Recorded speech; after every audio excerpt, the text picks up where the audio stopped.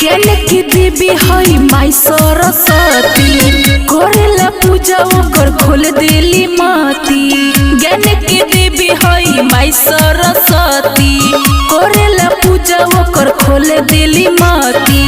जे भी आवेला इनका शरण में जाए न देवी लिखाली।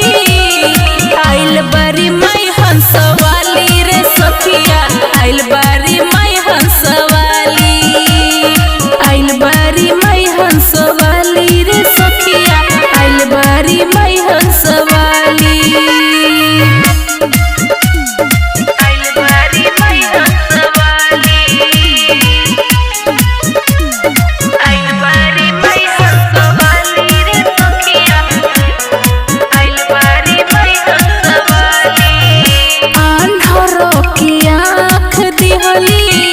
बहिरन के कान हई दयालु माई लो नया जान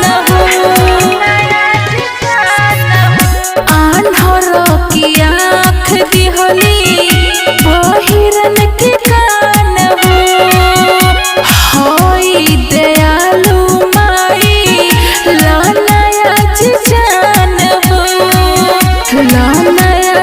जान हो।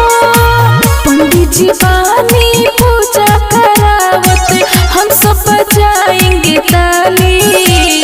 आइल बारी माई हंसवाली रे सखिया, आइल बारी माई हंसवाली, आइल बारी माई हंसवाली रे सखिया, आइल बारी माई हंसवाली।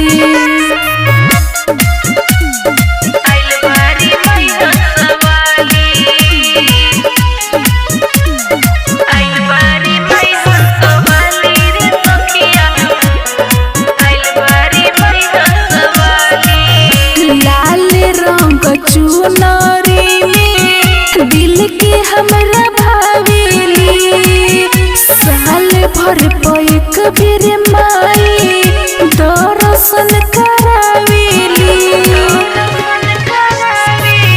लाल रंग चुनरी में दिल के हमरा भावेली, साल भर पैक बेर माई दर्शन दर्शन करावेली। विभिन्न तू माई की आरती उतारस लेके पूजा के थाली। आइल बारी माई हंसवाली रे सखिया, आइल बारी माई हंसवाली, आइल बारी माई हंसवाली रे सखिया, आइल बारी माई हंसवाली। माँ डिजिटल रिकॉर्डिंग स्टूडियो मोतिहारी।